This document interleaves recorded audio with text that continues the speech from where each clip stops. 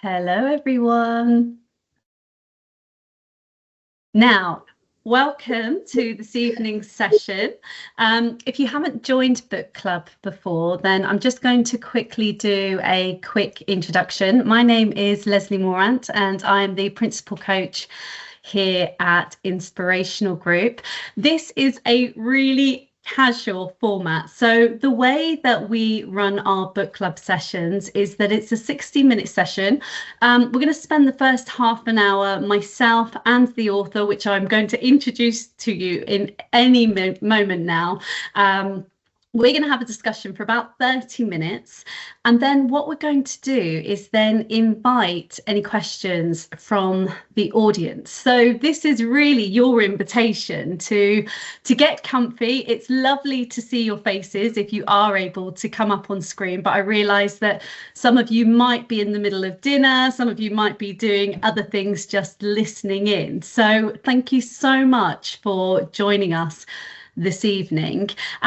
So today we have the absolute pleasure of inviting Dr. G into our session to talk about her book, Resilient as Fudge.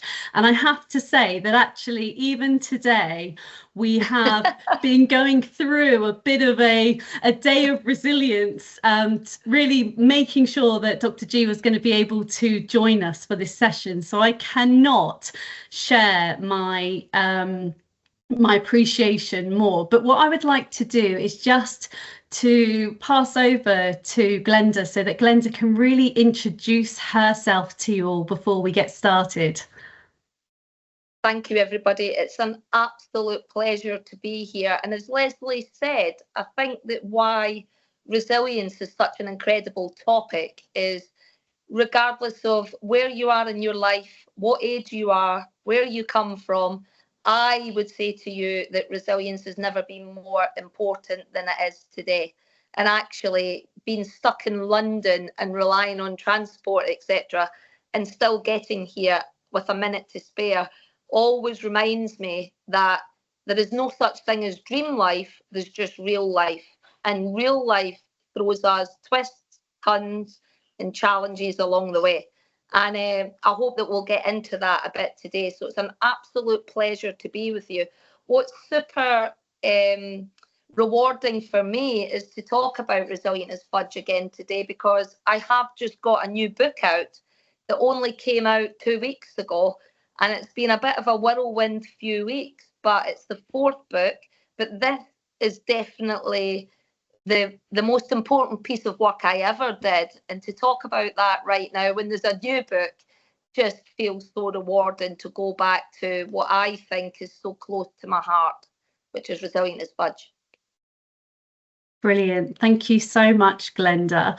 So what we'll do then, I think let's just get straight into the session, because I'm not entirely sure we're going to have enough time to go through it all. And what we'll do is we'll make sure that we've got some time for everybody else to ask their questions as we go through.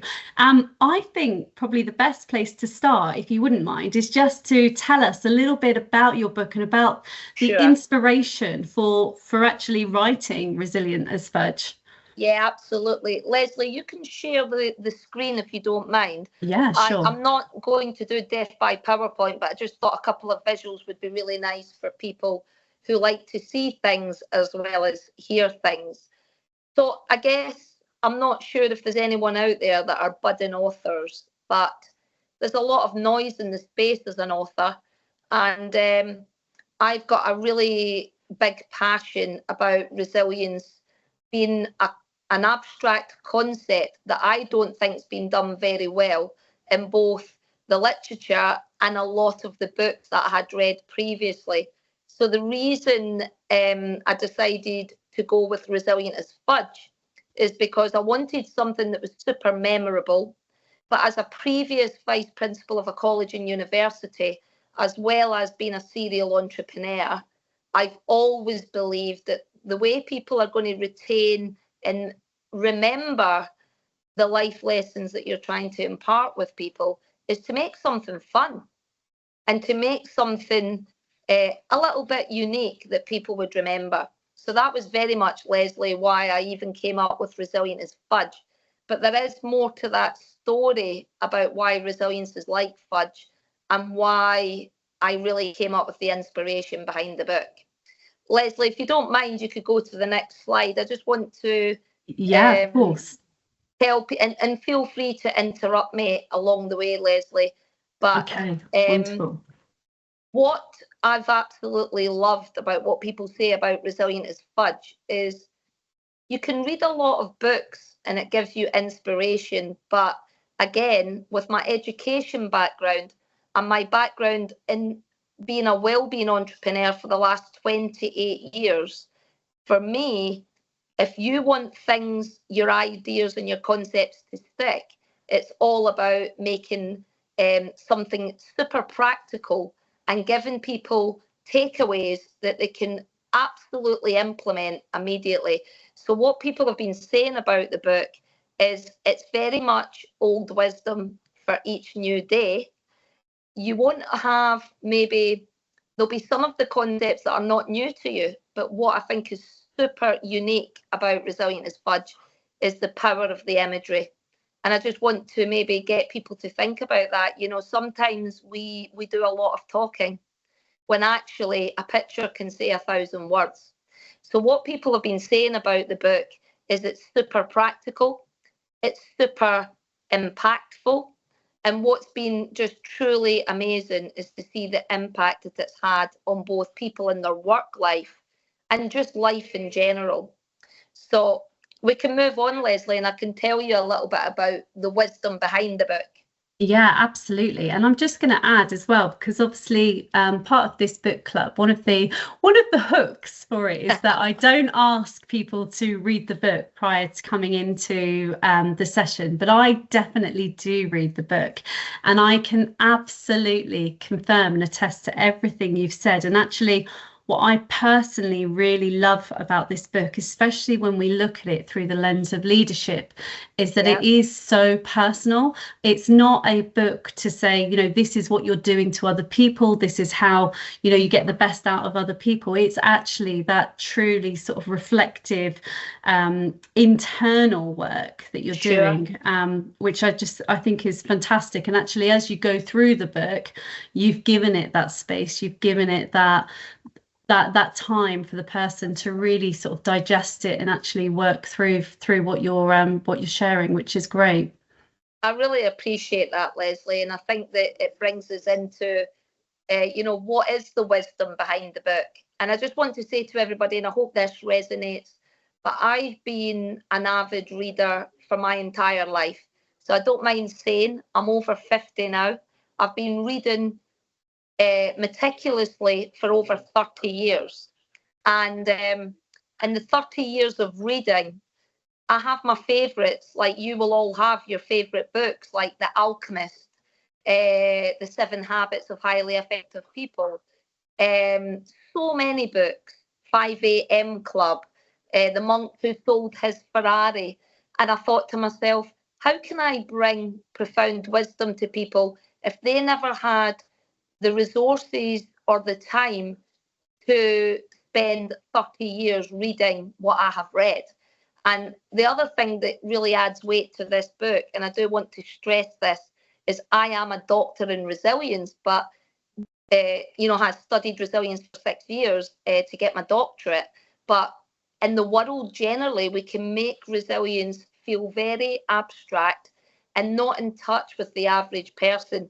So what I wanted to do was make sure it was accessible for everybody, whether you were the receptionist or the CEO. Lesley, you said something so critically important, but if you don't come to life as your best self, how can you be the best parent? How could you be the best leader? How could you be your best friend to someone else if you don't do all of those things for you? So what I wanted to do with this book is I wanted to make resilience less complicated. I wanted to give people a model that they could actually use that would help them with their resilience. And I absolutely wanted to make it profound but fun. So there is a framework to the book, and I just want to get you guys thinking about this. But when I said is a book really worthwhile if there is no change? And I think that's a really good question to ask. And I asked myself that for a long time when I was writing this book.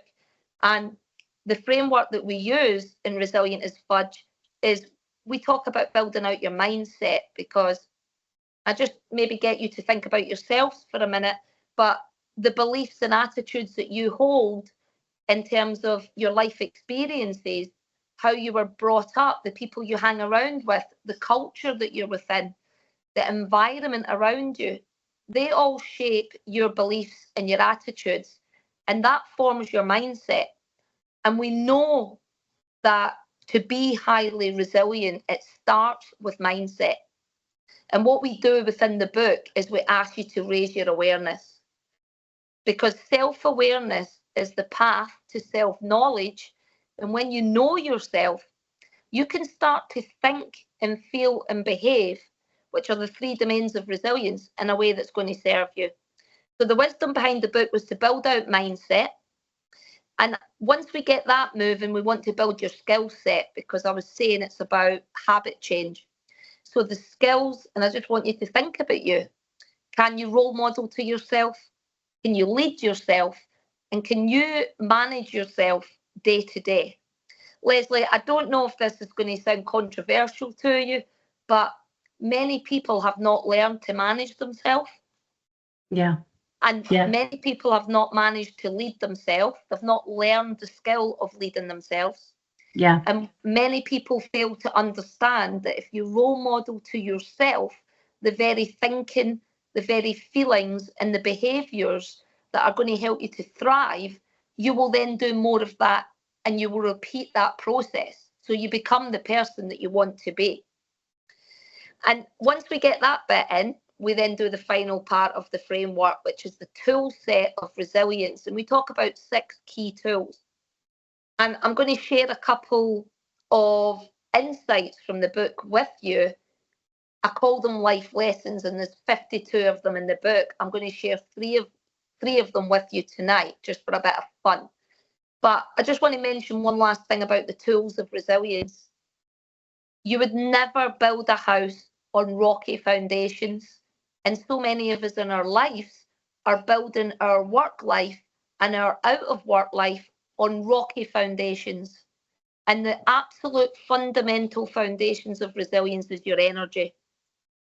We underestimate the power of the connection between the body and the mind and the body. A healthy body is a healthy mind, and a healthy mind is a healthy body. So when we talk about the energy, the foundations of resilience, we're talking about, are you sleeping well? Are you moving? Are you coming at life with really good boundaries? You can say yes and no when it's appropriate. And are you consuming good nutrition, good hydration, and not consuming too much noise? And we're talking about technology specifically there. So that whole framework came within the book. Yeah. But I want to give you the biggest fundamental principle now before I then share with you 3 life lessons. You can move on, Lesley, to the quote I think I've put up here for you. Yep. Yeah. So I just wondered, is there anybody out there tonight that wondered why I think resilience is like fudge? It was definitely one of the questions to ask you, Glenda. Yeah. Well, look, guys, I don't know if you know the story about how fudge was invented, but it's quite a cool story, actually.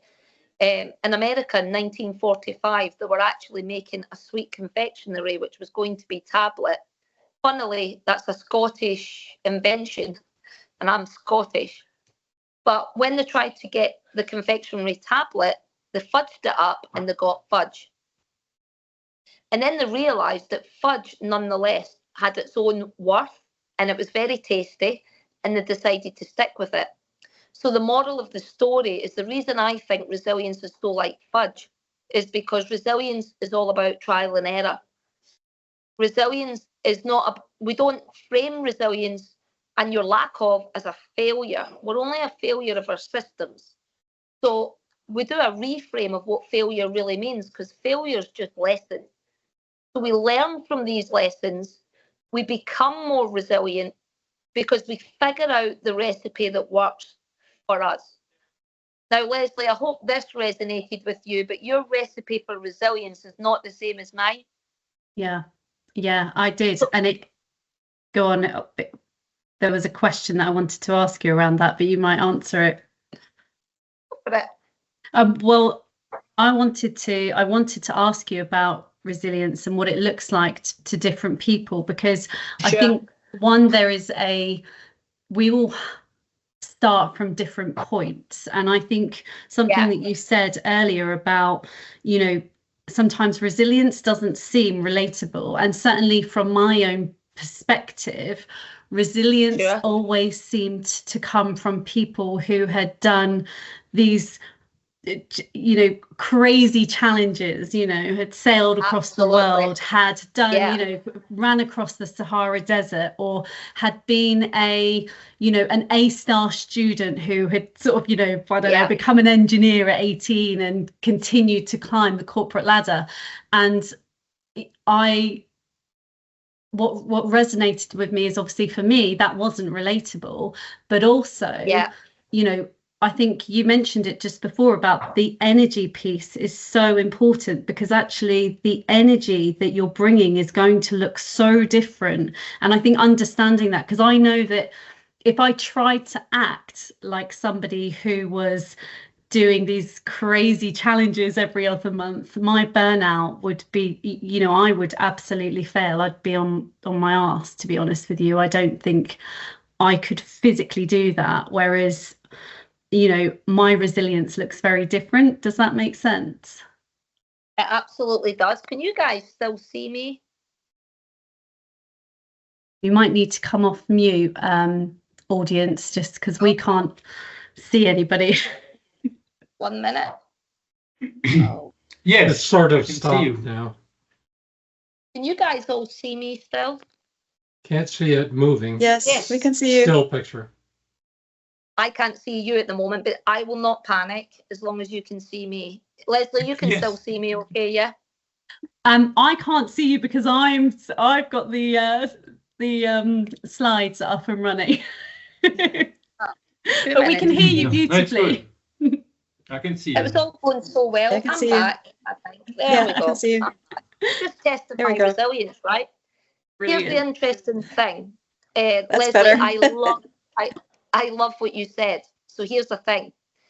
The most resilient I ever became, which was when I was writing this book, is when I decided to remove myself from a job where I was not thriving. And I can honestly tell you the most resilient action I ever done in my life was when I quit something, because as a serial entrepreneur like me, one fault that entrepreneurs often have is that we will get back up even when it's not working. And that is a very outdated, old-fashioned definition of resilience. Resilience is about bouncing back, but that's not the full story. It's about bouncing forward stronger than you were before. And sometimes that might mean for someone that they have to stop, raise their awareness, and understand what is not working. And I just want to say to everybody that's joined me tonight, the acid question you should always ask yourself when things are tough or when things are even good: how can I thrive despite its presence? And the most resilient thing I ever did was one time when I had to quit something because it wasn't serving me. And you make a beautiful point, Lesley, that what resilience means to me at any point in time does not necessarily equate to what it means for you. Someone who is much younger than me and they're maybe going after financial goals, who am I to say that that's not a priority in their value set at that time? Because we're all in different life chapters. We all have different challenges. And it's really important to understand that what we do by raising awareness of your mindset, by that I mean, how aware are you? How are you setting intention? Are you honest with yourself? And are you taking responsibility for yourself? Once you get the mindset there, we're building out the skill set and the tool set. And Lesley, I'm just triple checking you can hear me okay there. Yeah, I can hear you. It's all great. Amazing. So that was the real, philosophy behind the book. I definitely wanted resilience to become fun, but I wanted it to be sticky for people, and I wanted people to build habits. I just want to repeat what I said earlier. We're never a failure. We're just a failure of our systems. And for most people, they do have to raise awareness, to build knowledge. And I just maybe get people after tonight to think of asking one question. Who am I? Are you stuck in the past, causing yourself pain and suffering? Or are you too focused in the future that causes anxiety and worry? Because really, we need to have an eye on the future, but we have to have a current plan. So the idea behind resilience, and resilient as Fudge, is that we bring mindfulness to everything that we do so that we're here in the present and we make it count. Brilliant. How does that sound, Lesley? Sounds great. I'm just absorbing it all. Well, I'm glad that resonates. I think what we'll do, if this is okay, because I'm just conscious that we'll get Q&A, let's jump into a couple of little examples from the book, and then we can just have a bit of fun for the last few minutes before we do Q&A. Lovely. That sounds great. Okay. Okay, guys. So there's 52 life lessons in the book, and there are 12 themes. So theme 1 is life, and I termed this the grand illusion. I think that we are sold a narrative that's got so much worse because of social media and the increased use of technology. We are sold what I call dream life, and I'd like to put it to you that that's the grand illusion right there, because I hope that by looking at that picture that you all agree that real life is messy, it's beautiful, it's confusing, it's complex, it's simple, all in one. So the moral of the story with the grand illusion is that we, by way of our brain's pathology, we are always focused on what is not versus what is. So the idea behind the book in the first month is we start to rewire the brain for scanning for what is rather than what isn't. Do you want me to move on, Glenda? Yeah, cool. Yeah, no, I'm great. fine. No, I'm here. So Perfect. that was I hope that resonates with some people out there. Yeah. I jumped all the way to month 6 and just reminding myself, because it's the end of today. Yes, I'm just checking I'm right. Yeah. Now here's an interesting one. When we do any work in resilience, the number one theme that I see across the world, whether I was in Saudi last week, I'm going to Spain this week, I was in London today, and the theme is the same. Across the world, the number one challenge that drains people's resilience is a lack of self-belief. Now, we see this more pronounced in women than we do men, because genetically, we can also see in the literature that women have a more pronounced negativity bias and inner critic than men. So this is a really, really important area that's going to help you build resilience, because what I'm asking you to do in this month is build some self-belief and get out your own way. And I asked the question to the people that joined us tonight, are you the biggest hurdle? Now, Lesley, I just don't know what you would, if you can help me here, when you look at that picture, what will show up for you will meet you where you're at, and you might laugh at that and think of something that's not what I'm thinking about, but we can still use that imagery to help us get there. Oh, yeah, 100%. I assume, yeah, that's sort of just building that awareness, and I can see exactly what I do to get into that's in my own way. Yeah, absolutely. But what's so wonderful is that, and I think for any budding authors out there, we don't use enough visual imagery in our storytelling, whether that's writing a book or in the corporate world. A picture can say 1,000 words. I sometimes, when I'm coaching people, I just ask them to look at a picture, and the picture helps that person express themselves. So the message in this life lesson is, when you get out of your own way, be prepared to surprise yourself. And obviously in the book, we give you the tools to build self-belief. So that was month 6. That's only 1 out of 4. I'm just giving you a little taster. Yeah, no, it's great. I'm going to move us on. Yeah, you can go to the next one. Brilliant. And this is one of my favourites, because I do think I had to learn this the hard way, because as someone who can do multiple things, I'm very high functioning. Sometimes it's all or nothing, where I'll just do lots and then I feel like I'm exhausted. So the idea in month 11, it might sound so simple, but the concept of self-care, not in a fluffy way, because just to remind people, self-care is self-respect. You cannot be the best you if you do not look after you. So within month 11, this is one of my favourites, and it's called the compassion calendar. So when I work with corporate organisations, I ask people to do a self-audit on how much are you being drained just by how you've set your life up. You control your diary, nobody else. So today, sadly, when I had to rush to get here, it was another lesson. Using your boundaries, saying no when it's appropriate.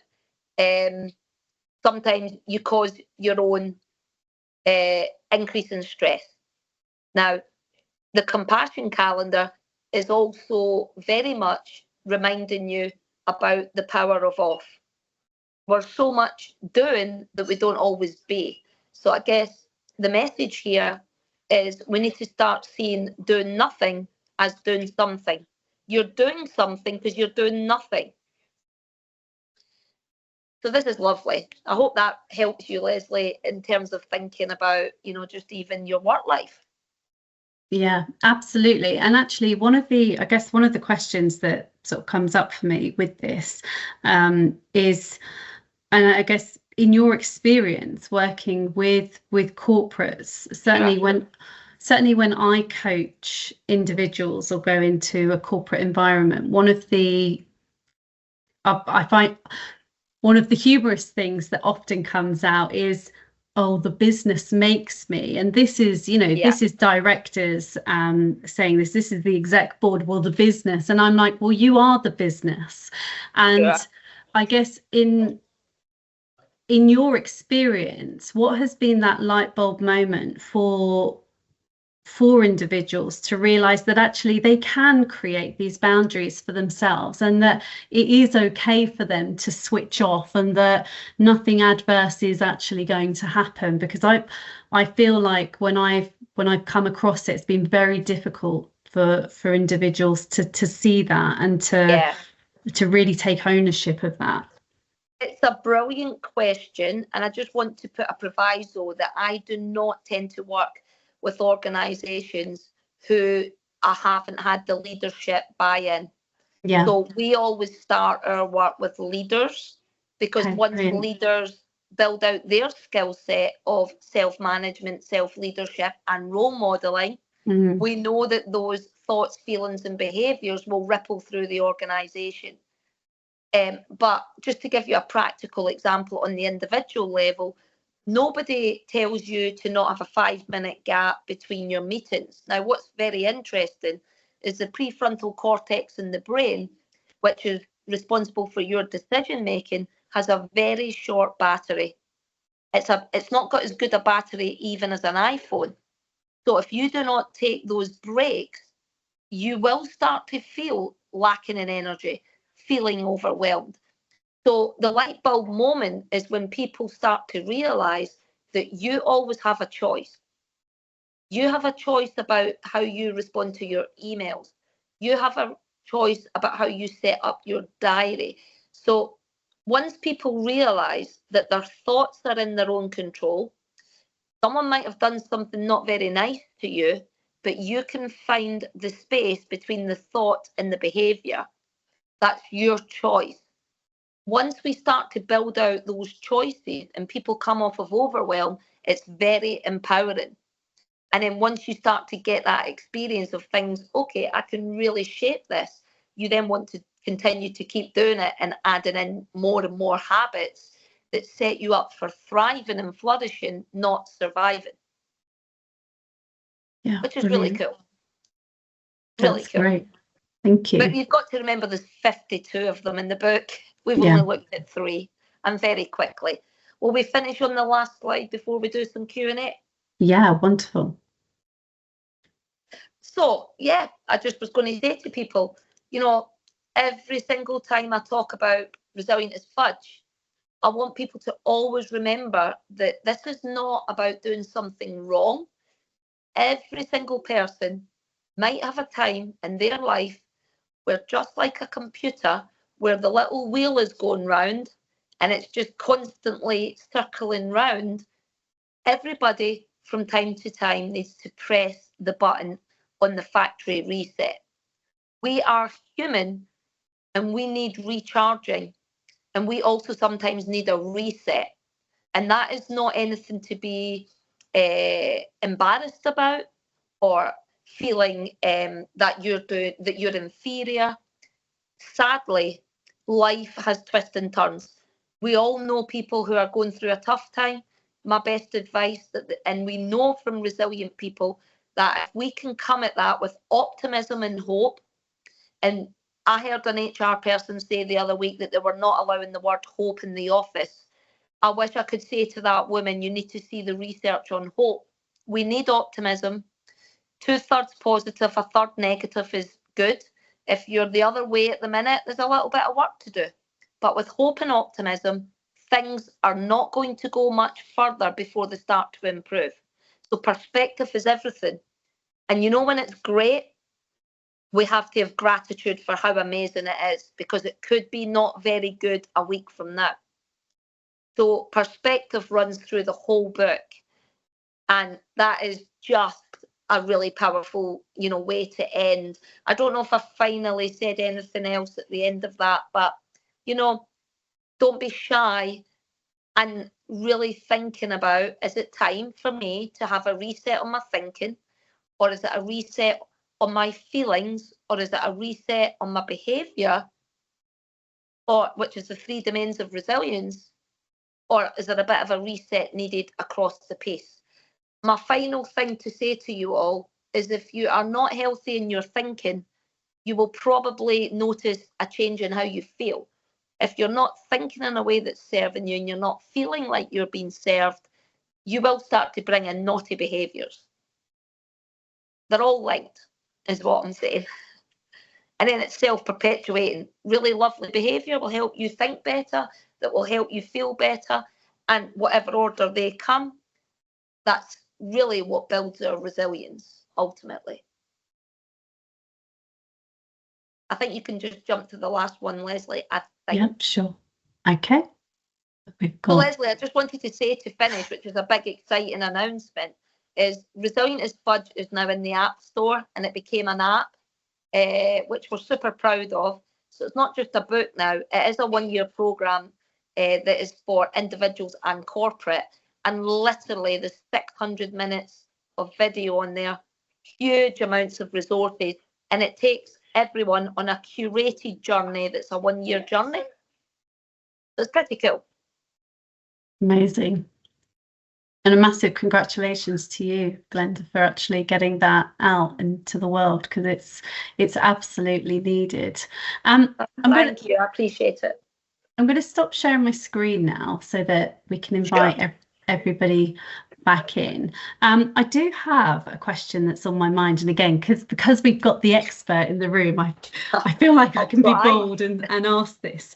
I had a discussion recently around the concept of failure, and one of the things that sort of we talked about in that discussion was this piece of kind of, you know, accepting failure, is that an excuse for, you know, just rushing off and sort of not being the best that you can possibly be. And I see that from I guess from an individual perspective. But where I see this resilience, and this is the question that I have for you, is in leadership.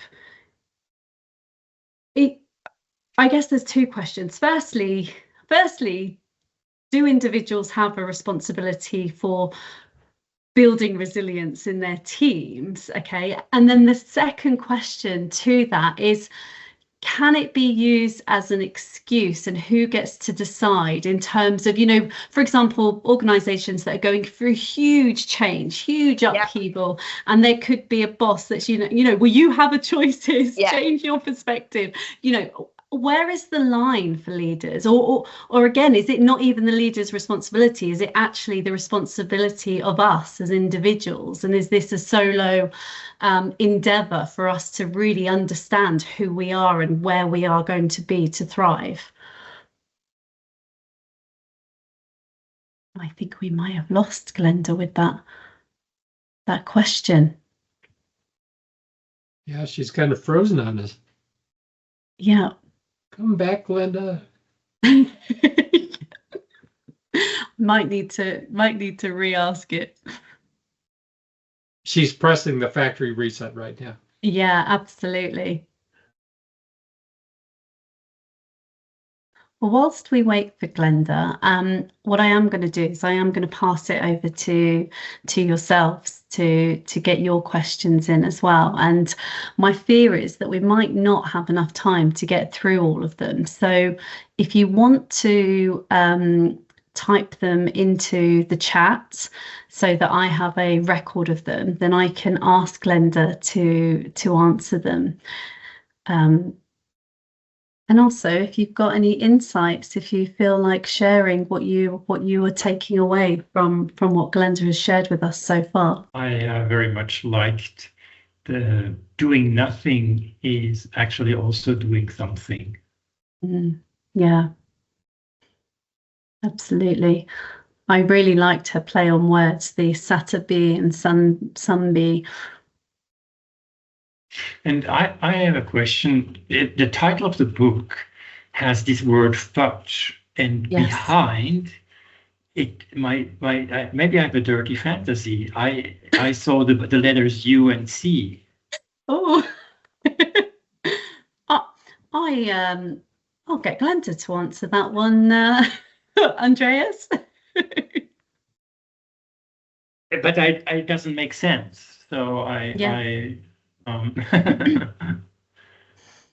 no, I do believe that it probably is that play on words and and is censored. Just gonna have a look at some of these questions that come through. Brilliant. Okay, so what makes people more resilient than others? Great question, Jennifer. Hello. Can you hear me? Yes, we can. We have all been waiting here with our... Sorry. No idea. Just completely... I'm on another device. Oh. It's just going round like the factory reset. Yeah, Lesley, yeah, exactly. When you said about the first part of the question, I had an answer and then I got some menopausal brain fog. Just remind me very quickly the first part, because I did want to tackle it. Yeah, sure. So I think the first part was about the responsibility of leaders in terms of resilience. So is it the responsibility of a leader to build resilience within their teams, or at least to acknowledge it? Sure. And then I remember the second part. So the first part, really important. We are not fluffy well-being experts. So we will have very important conversations with people from a coaching philosophy where they need to understand the part they play and their own resilience, but also the resilience of others. The number one drainer of resilience at work is work relationships. So if you get a negative Nelly who comes in and is very much with a negativity bias and really brings the side down, it will spread like a disease. Yeah. That's important. So what we like, but also the organisation cannot expect that it's all down to the individual. What I like to talk about is dual responsibility. Everybody has to come to the table. And when you said, is it okay to accept failure and is that an excuse? It's only a really bad idea if you never learn from it. So if you fail once and you maybe do the same thing again, by the time you're doing the same thing expecting a different result the third time, those crucial conversations need to be had in the workplace. And then also in your life, you would have that crucial conversation with yourself, because we're not accepting mediocrity at all. It's critical that we learn from failure. But if we live in a blame culture and people are really scared and see it as a failure, you're going to kill creativity. Yeah, absolutely. And actually, it's actually I think, again, it's about that communication and that understanding around actually what it means and that acceptance within the workplace, which is really crucial. I want to pass over to our guests. We've got a couple of questions in the chat. The first one being from Jennifer. So she says, I love the fudge metaphor and I'm curious as to what makes people more resilient than others. Yeah, it's an amazing question. Well, here's the amazing news. For a long time, you know that old phrase, you cannot teach an old dog new tricks? That is a myth, because we absolutely now know with neuroplasticity of the brain that you can rewire new neural pathways of the brain throughout your entire life. So that is really, really amazing to know that resilience can be taught and it can be learned. But in answer to Jennifer's question, we know it's a combination of genetic and we know it's a combination of how you live your life. But I just want to give you two things. For example, we know that in the genetic component, if you were lucky enough to be born with perseverance, that is a precursor to being more resilient than most people. And the other one is optimism, because you come with less of a negativity bias. They are two genetic traits that predispose us to resilience, but they're only a small part of the story. How you were brought up, the beliefs and the attitudes that you're crafting, the people you hang around with, the environment that you're in, all play a part. So there is a bit of nature, but we can nurture it so well that's why it's critical that we should be embedding this in people's lives, because it can be taught and it can be learned.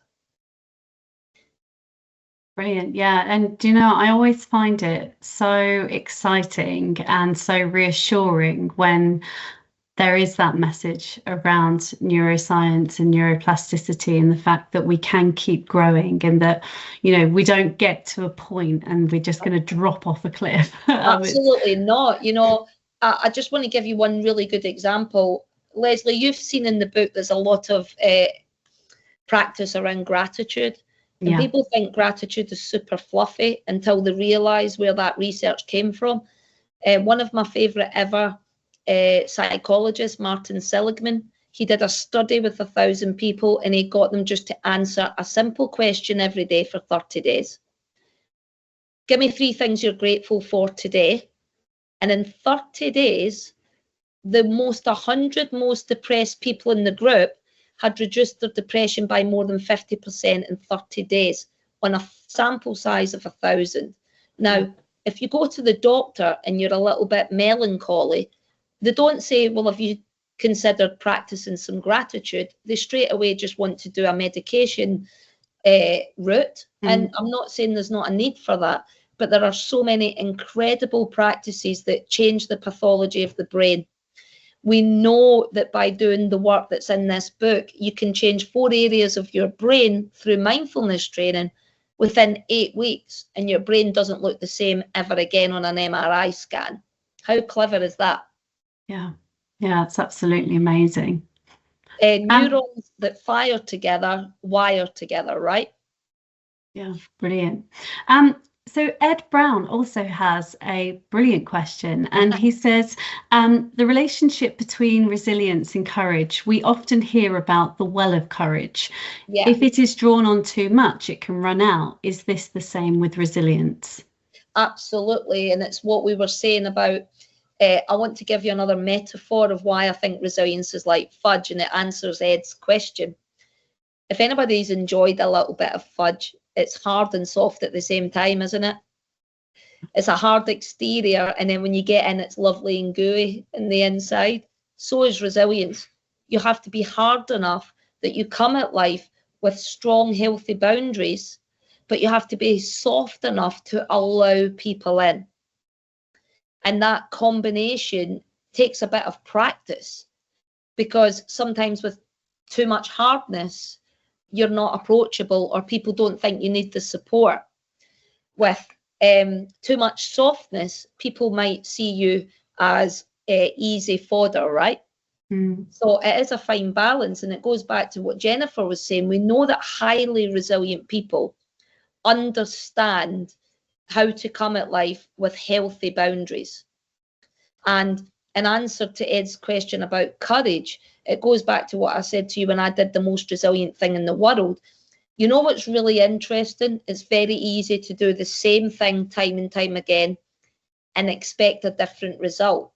So in the resilient mindset, we talk about the 4 principles under wrath: awareness, brave intention, brave honesty, that builds responsibility. So in answer to what Ed was saying, the brave honesty piece takes courage to look in the mirror and say, this is not working. And you look in your mirror, it's not always pretty when you're honest with yourself. It's easier sometimes to just keep doing the same thing. Yeah. But you're absolutely right. You've still got to come at this with emotional regulation, because you might have one bad day and think you're being super brave just to quit. And then you realize 3 days later, you should never have done it. Well, actually, that's where we then bring in mindfulness, being able to have enough space between your thought and how you then behave. That's the mindful gap that we need to build.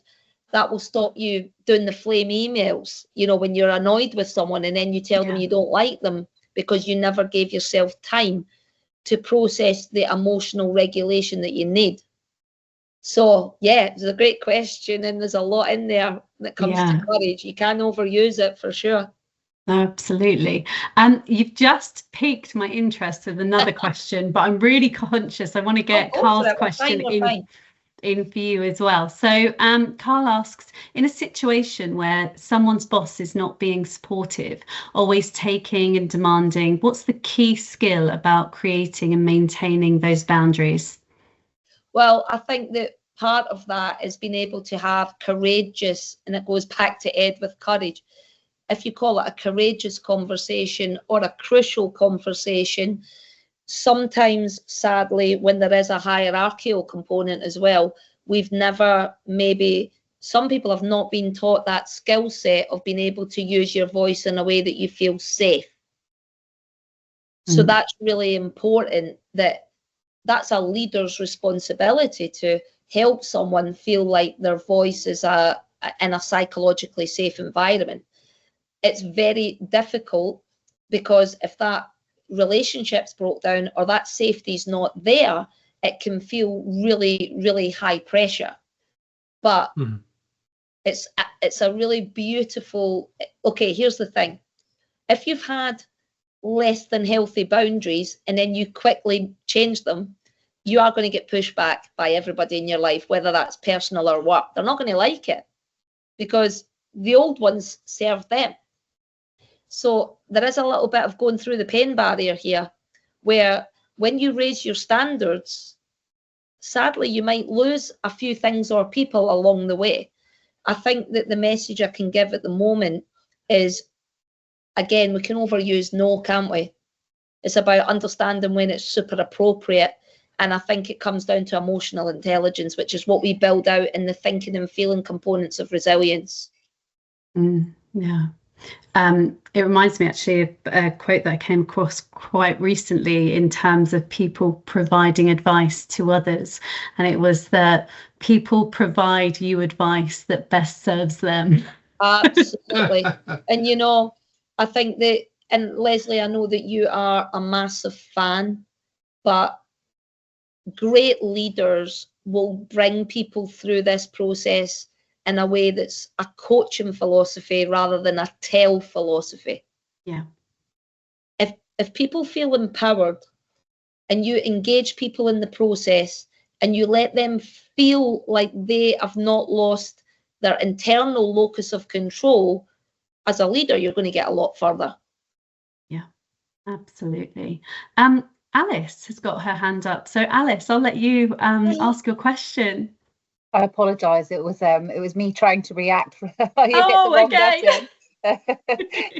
No questions, but yeah, great insights and great content. Thank you. Oh, Thank you, Alice. Brilliant. Okay, so we are starting to wrap up, but Glenda, obviously you have our audience here, and you will have a whole audience that's going to be listening to this later on. If there was just one belief about resilience that you would love every leader and every coach to unlearn, what would that be, and what might you replace it with? Okay, not in a religious sense, but in a spiritual sense, if I could give, it's actually three things, but it's one theme. The path to unhappiness, and this is what the Buddhists would remind us, is comparison, judgment, and expectation. I can honestly tell you there'll be one of those three that you like to defer to as your modus operandi. And they only serve to give pain, suffering, and lead you to unhappiness. And happiness is here if we let it in. So if you're the person that's comparing to that profile on Facebook because your life looks a little bit duller, please remember that they're showing the public mask and you're comparing it to your private mask. It's an unfair comparison. If you're the judgy person that's always quick to judge people, you don't live in their shoes. It could be a whole different thing that you didn't even think of. And if you're expecting people to come at life as you are, you're going to get very disappointed. So I think that that's a really nice philosophical message, is what's the one that holds you back the most? And what could you do to start working on that? Because I just want to give people the message, we all deserve peace and happiness in our lives. And it's not good when we're internally struggling. So I'd like people to go away knowing that the brain needs you to be the boss, and the brain acts as the boss because it's all about protecting you. But that doesn't mean it's right. You can choose to hang on to what you want and let go of what you want. And that's super empowering. Yeah, absolutely. Thank you so much, Glenda. I just want to double check with everybody that you have all got your questions out, or if there's anything else that you'd like to share with the group. We've got 3 more minutes if anyone few more minutes. A question. And I'd say just come off of mute and shout, because I can't. Of course, if anybody's got anything, please. Nothing's off limits. We'll just let people. This has been brilliant and thought-provoking, and I appreciate this, Glenda. Thank you. It was a good use of my time today. Thank you so much. And I can apply it to my clients this week, so thank you. Well, we're very lucky to serve people in this way, right? When I can honestly say to you that, you know, I'm very passionate that I wish we could do more when people are young. But I just want people to always remember we can learn new tricks big time, and it's never too late. But we have to take responsibility for the life that we want to build. The power does lie in our own hands. Yeah. Thank you. I really loved the way that throughout this conversation, Glenda, I think you've kept going back to this place of compassion. Yeah. because I think it's so important for us as individuals. Again, like you said, you know, when we are comparing ourselves, when we're looking at what other people are doing, it's really, really easy to think that we are less than and that we're not doing enough. And I think certainly throughout this conversation, you've really reminded us that actually this is, you know, it can be built, it happens over time, and you know, and that it is about that connection, it's about that honesty, and it's about that compassion. So I just want to leave us with a few final words today, and that's really just you know, saying that as leaders and coaches, obviously it's our opportunity to model a version of resilience that allows people to bend without breaking. And also to learn without losing themselves, and just to lead from a place of wholeness rather than depletion, which I just think is so important in this fast-paced world. So I want to leave it with the rest of the audience today to really challenge themselves to not just go away feeling inspired about getting more resilient themselves, but also to committing to creating the type of environment where others can do this too. And I hope that you don't mind, Glenda, but there is a wonderful question that you ask throughout your book when we are, you know, when we're going through these stages, when we're really searching within ourselves. And I want to leave it with everybody to ponder as they move through the rest of their day. I know some of us are in North America, so you've got quite a bit of the day left, but it's really just, how can you recharge or soothe your energy this week? Absolutely. And Glenda, thank you. You know what? We don't need to go too in our heads. If we start there, remember what Tony Robbins always said, where movement goes, energy flows. So sometimes when we're in our head, we just need to move. We just need to get out of our head sometimes. Absolutely. I can talk about it all day. I want to thank you all. Please do reach out if you've got a question. You can share my details, Lesley. We can share those little insights with people for sure. And I just want to thank you all for giving me the time. And at least we got to do it, Lesley, as well. Well, I was going to say thank you for making the effort. I know that you're at the airport getting ready to go home, and I really, really do appreciate it. So thank you so much. Thank you so much. I appreciate you all. Yes, thank you very much. I enjoyed the book very much. Thank you. Thank you, everybody. Thank you both for organizing this. Much appreciated. Thank you, Lesley. Thank you to everything that you do. Thank you, Lesley. Bye, everyone. Have a great evening. Thank you. Bye. Thank you. Thank you. Thank you, Lesley. Bye. Thanks, Glenda. Bye-bye. I think it's just us now.